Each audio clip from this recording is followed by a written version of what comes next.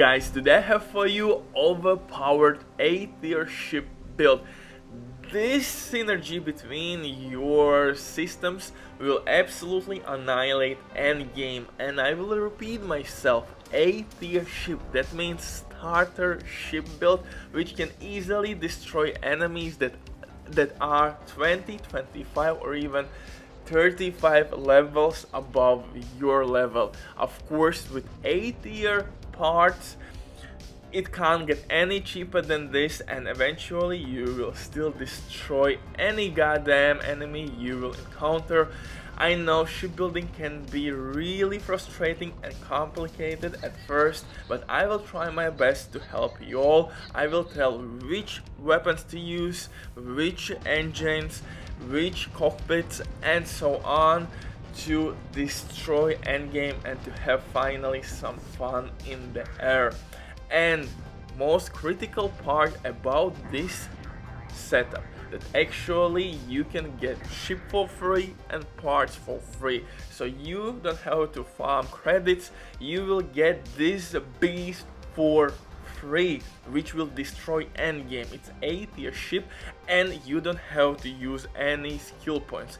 Of course, everything happens at Gemini. You can cheese this vendor by getting out of the map and getting back all the credits you spent on your ship build. But unfortunately, to use C and B tier ships, you need ranks at piloting, and don't worry, that's the reason for this video. If you don't want to spend your points in piloting, this ship will destroy anything. And as our starter template, we will use Razor Leaf ship, which you can get, by the way, for free at early stages of the game.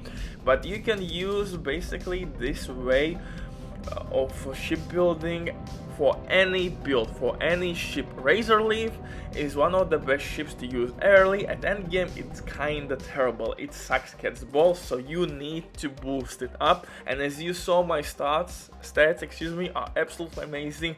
My 4 bars are absolutely maxed out.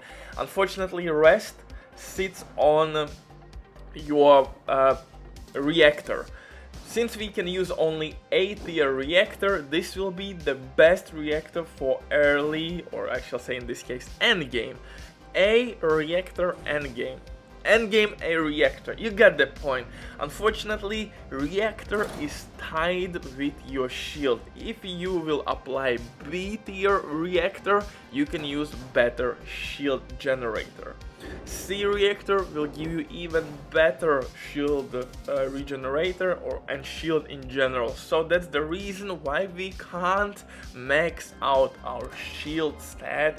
It's simply because we are using A tier parts everywhere, and this shield 3 right now will be the best one to use. And again, everything will be for free at Gemini vendor. Simply get out of the map and get all the credits back. It's simple as that. For the guns, guys, I know there are tons of options, but the key point here that we will use lasers and beams. Yes, missile launchers are really nice. They can deal a lot of damage, but rate of fire are absolutely terrible, and missiles often will miss the target.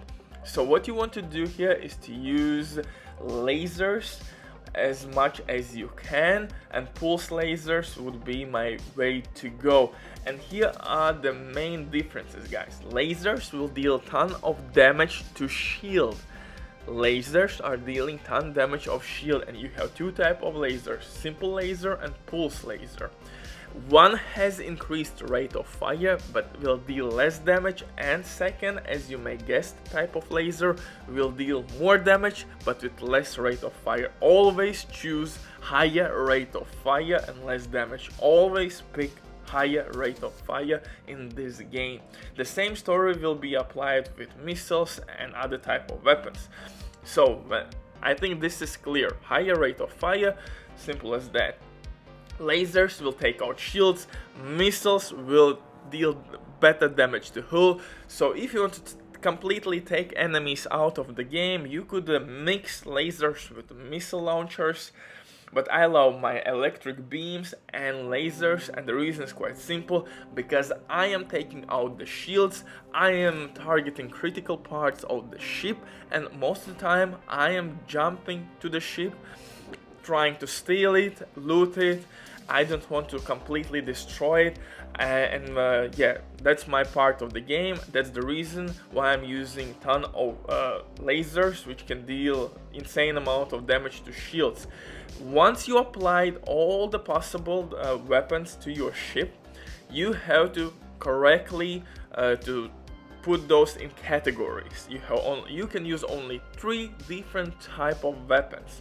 You see, one type of weapon is unseen for me, and you have to basically do this all the time.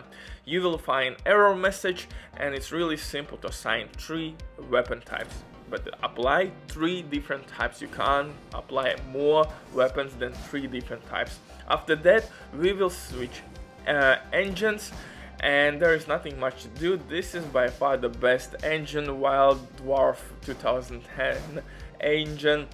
Again, as you see, the blue mark is the improvement we got with all the modifications. We are increasing our engine power like crazy.